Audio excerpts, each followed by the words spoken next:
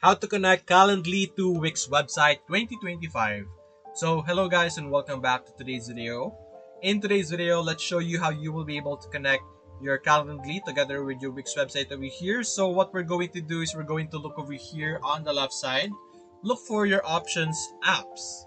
In this apps, you will see that you have App Market. So simply click on App Market and you will be able to see here all the different apps available for us to install together or integrate together with our Wix.